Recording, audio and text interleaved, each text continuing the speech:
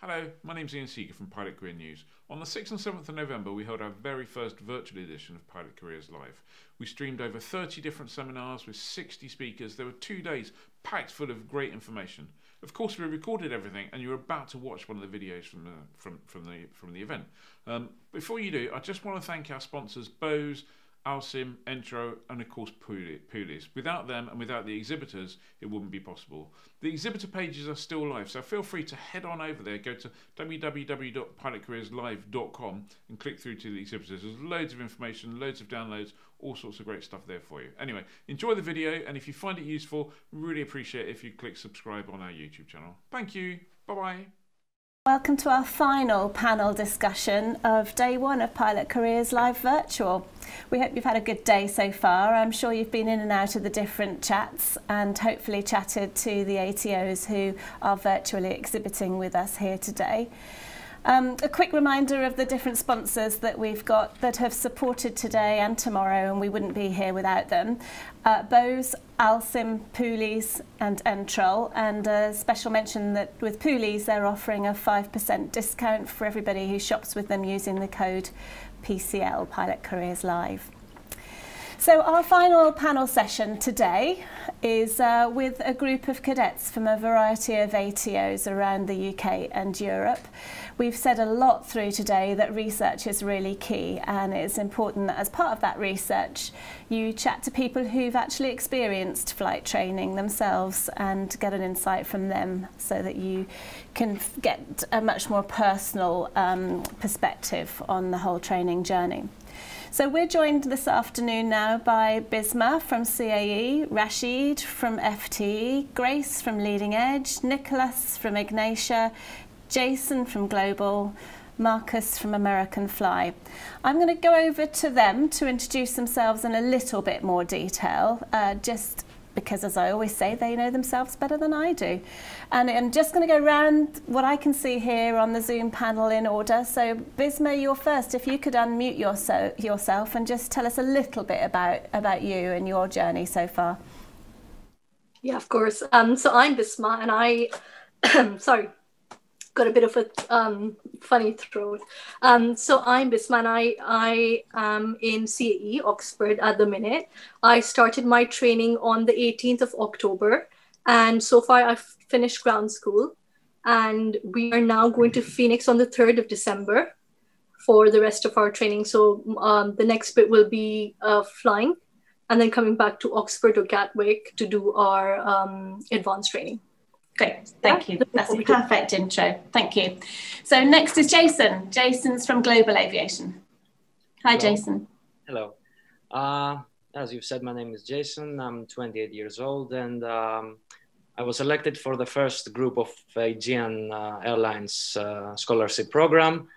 They were working with Global Aviation SA, in which I was a student, and right now I'm an instructor. I received my ATP on May 2020. Okay, fabulous. Thank you very much.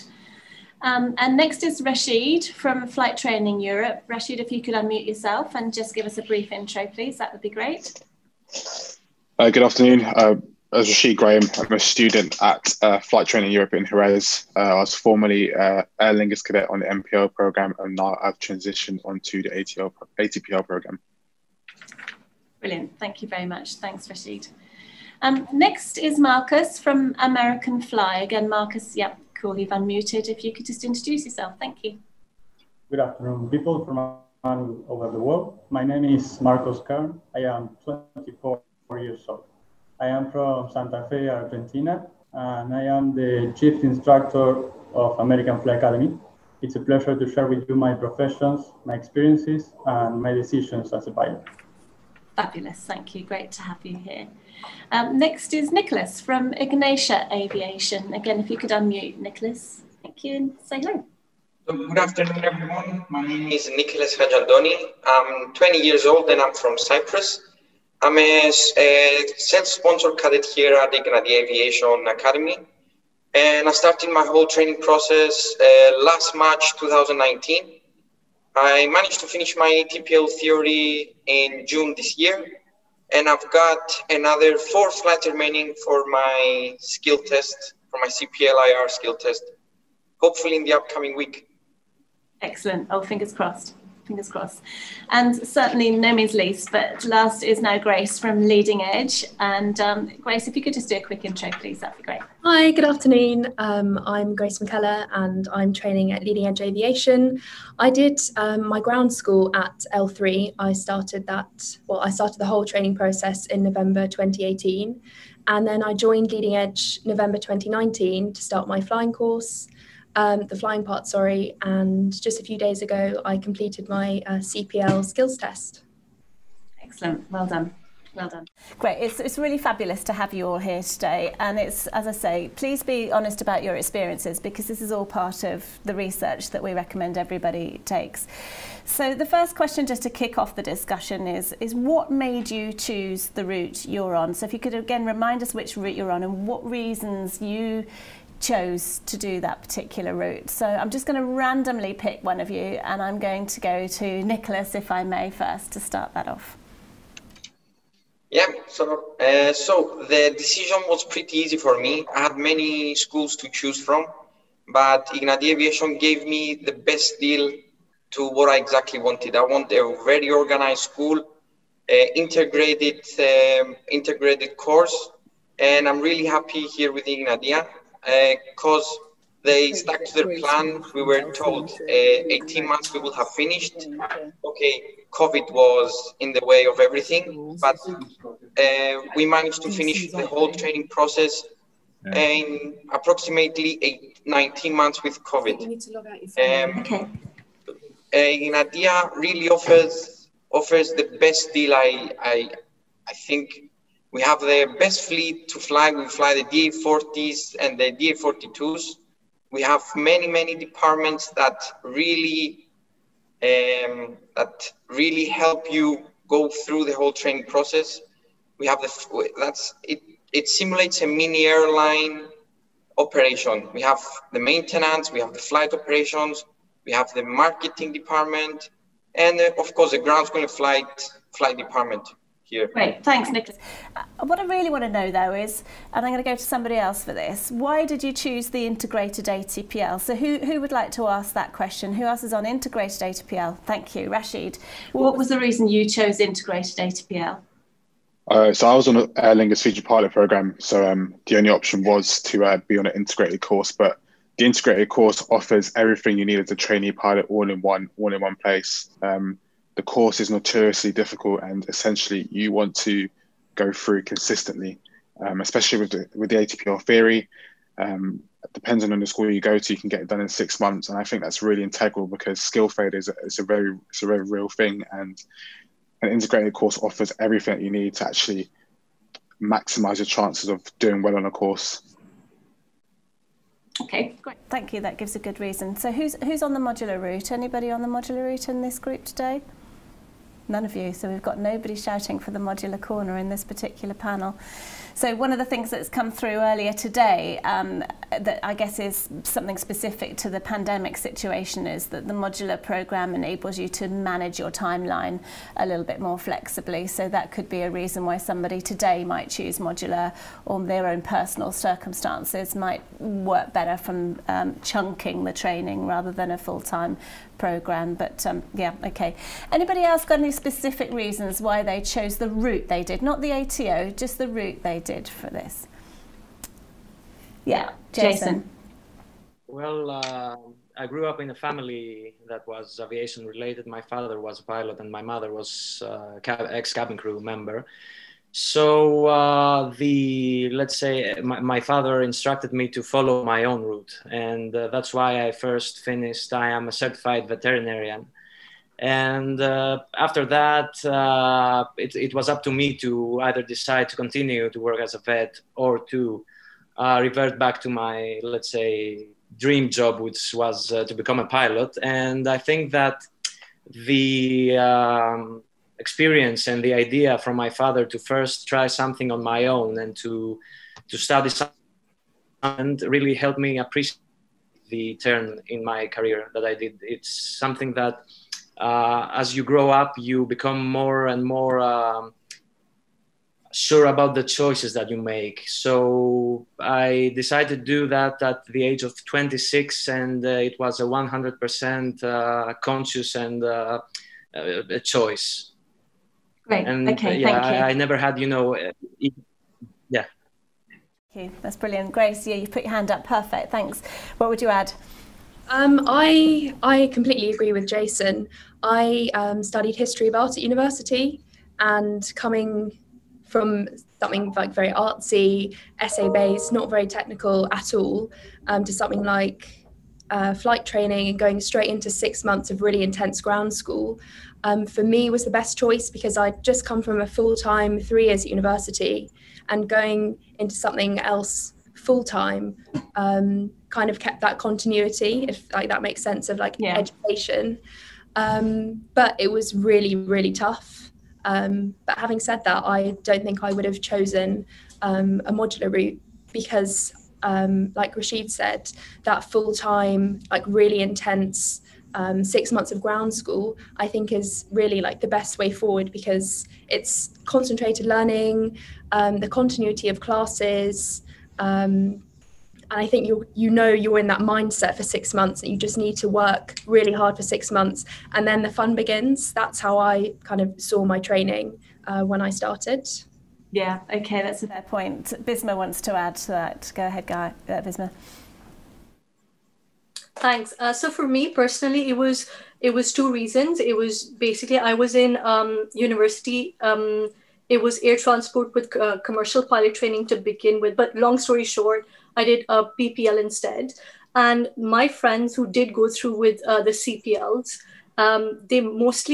they went for integrated, and there were a few who went for modular. So I've seen people coming back from where they started and then coming back, and I've seen the standard that they've had when they've gone integrated or they've gone modular. So for me personally, that was one big reason that I want to go integrated as well. Secondly, I used to be cabin crew for British Airways. So I've met a lot of pilots, and I've spoken to a lot of them. And every time I've spoken to them, they've either been from Oxford or they've all been on integrated programs. So yes, British Airways traditionally had a requirement for people to have gone through the integrated, but they don't, well, when they were last recruiting cadets, they didn't have that specific requirement. They would take modular or integrated. But yeah, that's interesting that you'd gathered that information.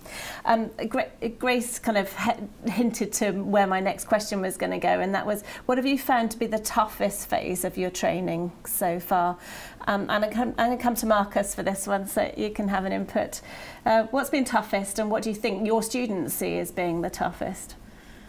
Well, I think that the toughest part of the training is the final steps of the building the hours and the ground training, instrument rating, and night flying. I think that's the worst part of the of the career, but I enjoy it very much with my CFIs. And they are very professional, and they always help me in the process of learning. Oh, that's interesting. So what was described earlier as the fun part, i.e. the flying phase, and admittedly your latter phase of flying you found to be toughest. What would anybody else say about that? I can see you raising your eyebrows there, Jason, and your hand. Jason first. I agree with Marcus about the last part of training, but I have to add that I think, since I was a student, now I'm an instructor, and I can see other students facing this kind of situation. I think another tough part of the training is the theoretical part, because a lot of people are coming and they want to become a pilot. They're expecting to fly experience of flying in the air, going to the airplane. And a lot of people do not know about like Grace said, about how hard the theory is, and how compacted it is, that you have to do everything in 5-6 months. So that's what I found the toughest. Very, very interesting, but it was demanding. Yeah. Rashid, you had your hand up earlier. What would your comment be there about the toughest phase? Yeah, the toughest phase, just to echo what was said before, the toughest phase for me was definitely the ground school phase. I went into FT with flying experience, but it was something I definitely couldn't rest upon, especially if you're coming into an integrated school, or any school, in fact, with no flying experience. It can be quite overwhelming. And especially with the short time scale, you have to absorb a lot of information and record it for an exam. It can be quite overwhelming at times. But yeah, for me, the hardest phase is definitely ground school. Yeah, okay, good, thanks. Grace, you want to add? I don't really have a toughest phase, but the toughest thing for me in my training is just focusing on myself and trying not to compare my progress and how I'm doing with other people. I don't know if anyone else has experienced that, but I can see nods. Yeah, there have definitely been a lot of highs and lows, definitely recently working towards CPL, where I felt as though like I'm not achieving as, you know, things as well as everyone else, my peers, but then I know that there are other places where I might perform slightly better. But I think at the end of the day, you just need to remember that this is your training for your future, and that comparing yourself to other people really is, like, for me, is a big hindrance. So I wouldn't necessarily say that one phase, because there are difficult parts to everything, but overall that's something that I've definitely struggled with, especially because we're all really competitive. Like, competitive people are drawn to this sort of environment, this like really pressured environment, so naturally we'd want to compete with each other. But I think just like trying to focus on myself and my own progress has been the toughest challenge. Yeah, understood. Nicholas, sorry, I know you've been trying to put your hand up for a bit, so don't forget, yeah, well done. So as everyone said, for me, the toughest phase of the whole training process was learning how to study. I mean, the ATPLs aren't easy. I don't come from a university background. I came directly from school. I started my flight training, and from having zero experience to finishing the ATPL theory, it was a really struggle for me. I really didn't know how to properly study, get to learn the subjects. And in such a short period of time, it's like from zero, learning how to become a pilot. I know just the training, the flying process is much more different than the actual ground school process, but really the ground school process prepares you for the flight training.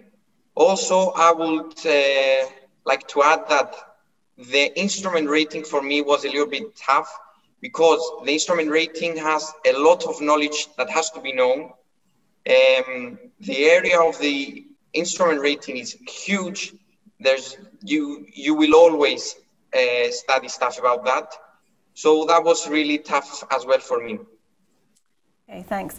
I'm going to change the subject slightly, but it's all about personal experience. And please feel free not to answer this question if you'd rather not. But something that comes up all the time is, how did you fund your training? So is anybody willing to answer that question about their own experience? Anybody got any innovative ways of securing funding?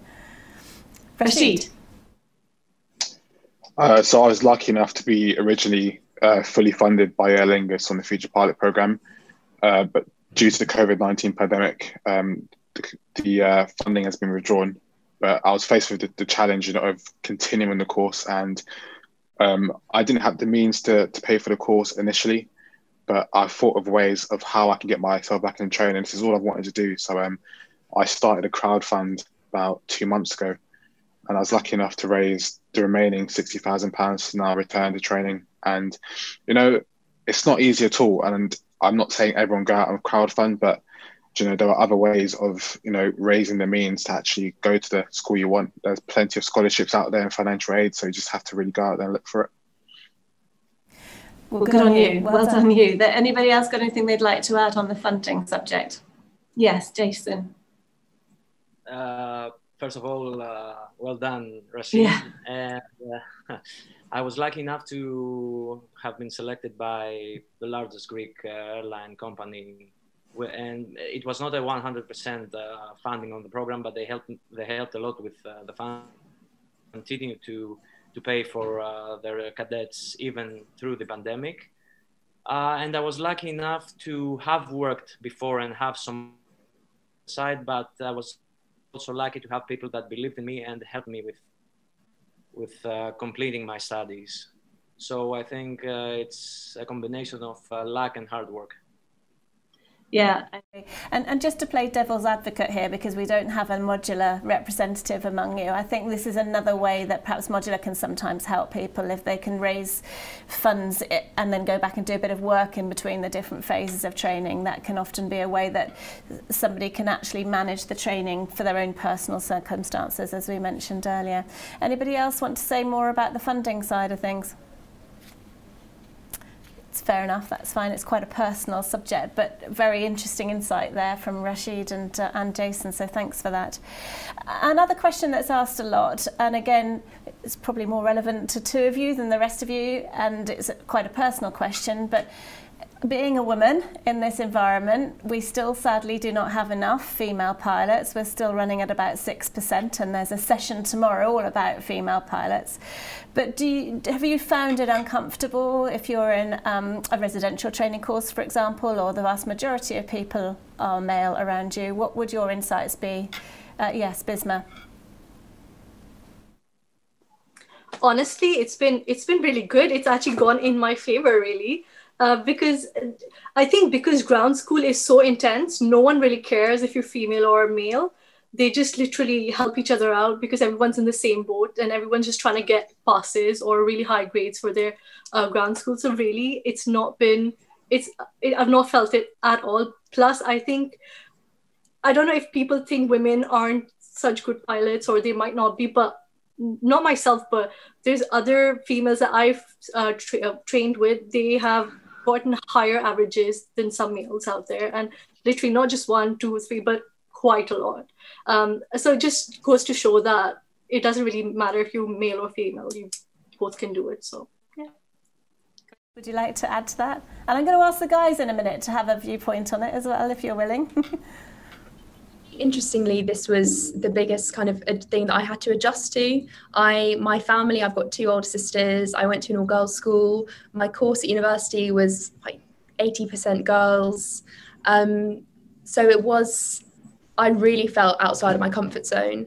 But having said that, I've received so much help from my male peers. And I think the one thing that I really needed to adjust was, I don't know if this is true or not, but I feel as though boys, men they're a lot more competitive with each other than I am with my female peers, or I am in general.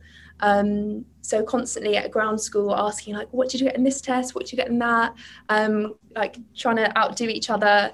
Again, going back to, I felt as I really need to focus on myself and not really compare myself to how these people were doing. But I really haven't felt kind of held back at all. I've not experienced any kind of sexism or anything at all. And I mean, I wouldn't say it's worked in my favor. I wouldn't say it's hasn't, but it's just something that I've chosen to put myself in this situation. And I wouldn't change for the world.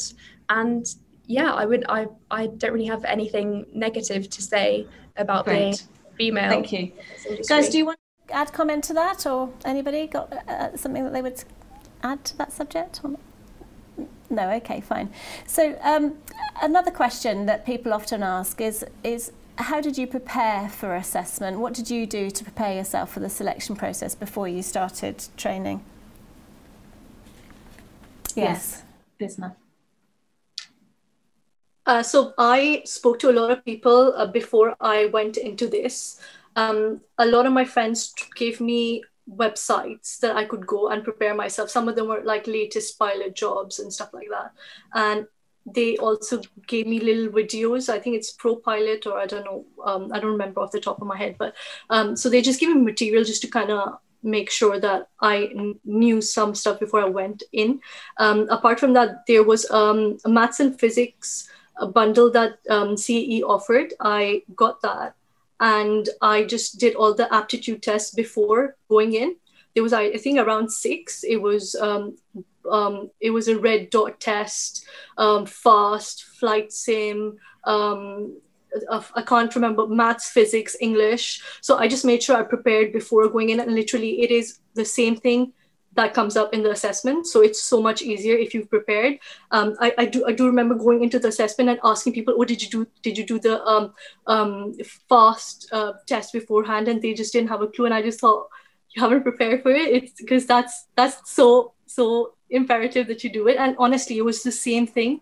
And it just gave me so much more confidence when I saw the same thing happening. I was like, yes, I've done it before. And it went really well. So yeah, I was really pleased. Yeah.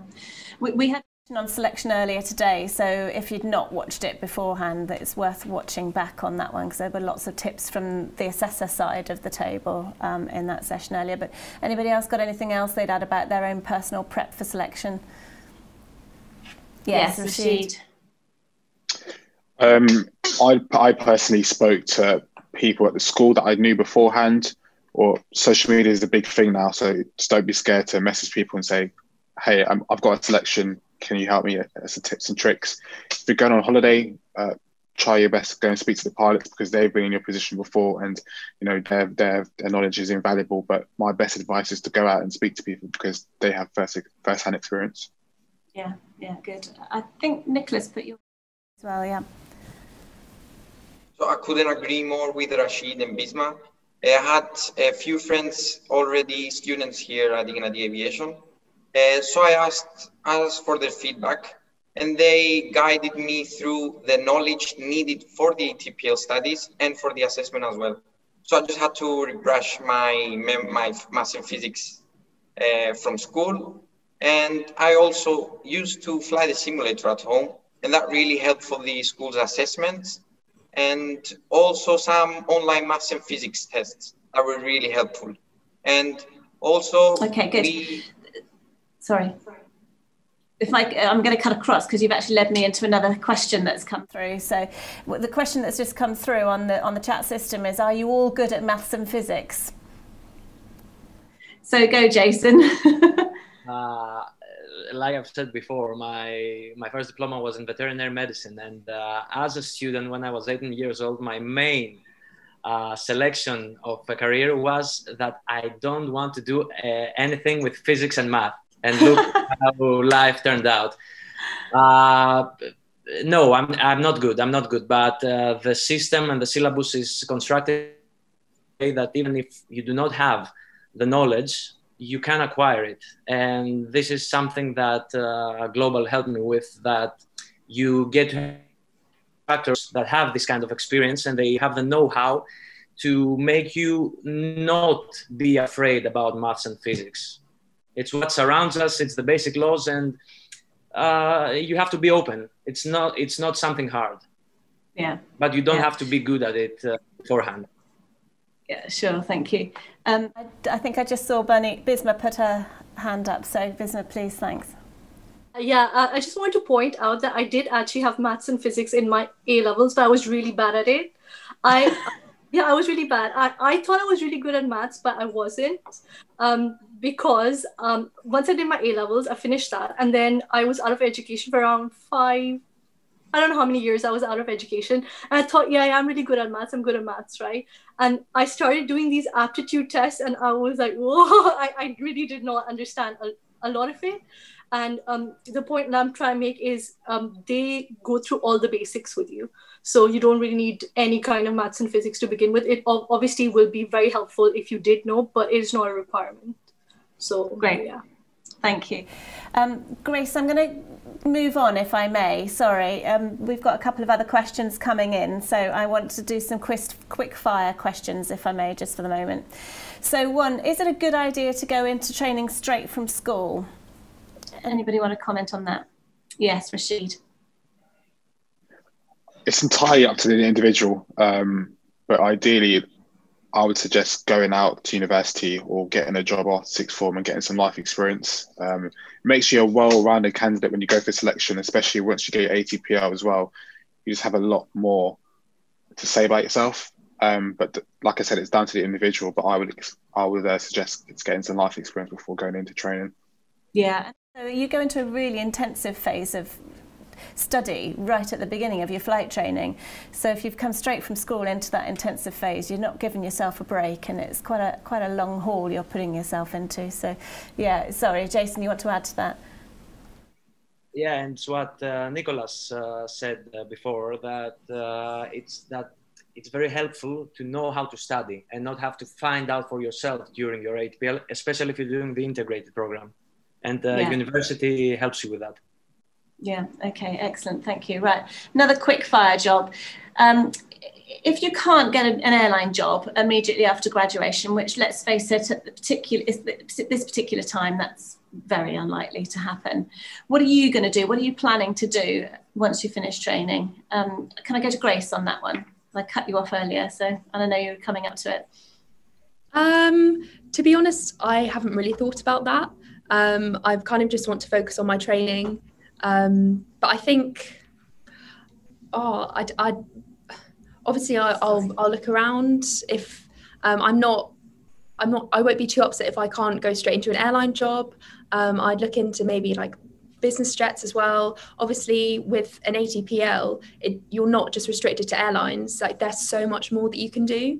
And I think once eventually I do get my license, I just need to kind of stay open-minded and not set my heart on certain airlines, because at the end of the day, any experience that you can get before you go into airlines is, really, really good. Yeah, good. Marcus, would you like to add anything to that? I know you're instructing yourself now, so what would your comments be there?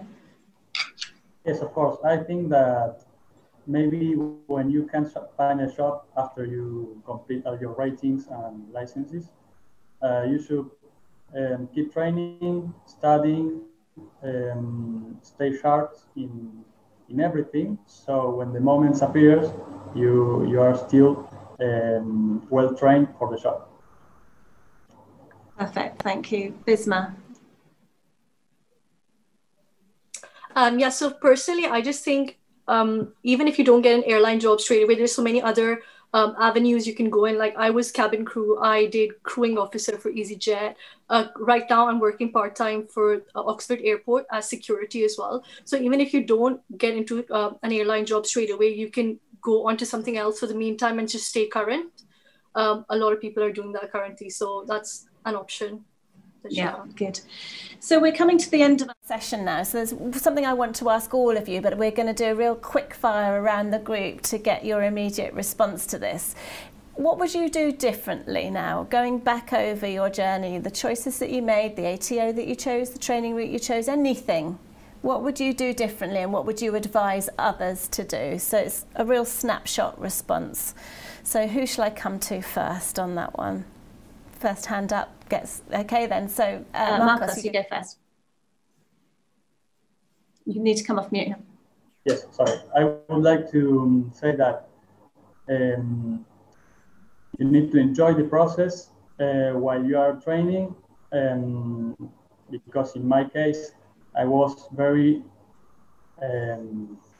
preoccupied by the study and the flight training and everything. But now I think that I should have been more or enjoy more that time.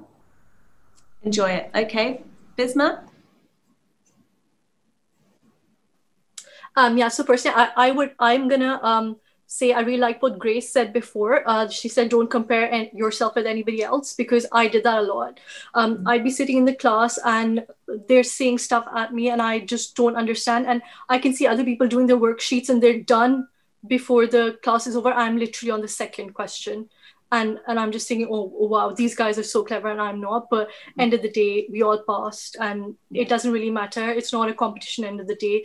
Enjoy the process. And that's what you're here for. You just want to be a pilot and everyone has a different journey. So don't compare yourself. Yeah, so enjoy it. It's not a competition. Who's next? Next hand up was, yes, Nicholas. So I will definitely suggest having a university degree before. As I've seen, everyone has a university degree.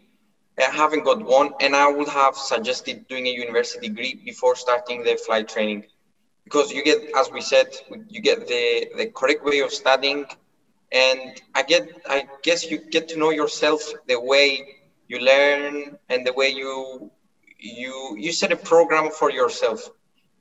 Also, when it comes to the flight training, just enjoy it. It's our dream. I mean, everyone here wants to do this. Just enjoy it. Don't compare with the others, and just be the best you can of yourself. Yeah, okay, that's brilliant. Thank you. We have actually run out of time. I'm really, really sorry, Jason, but we're asking you all to stay on for the Q&A panel in a second. And there's actually quite a few more questions that have come through, so I'll probably come back to you in just a second on that. But thank you to all of you. So thanks to Bisma, Jason, Rashid, Marcus, Nicholas and Grace. And as I said, hang on in there because we'll have the Q&A panel in just a minute or so. So thanks very much indeed, and see you all in a minute.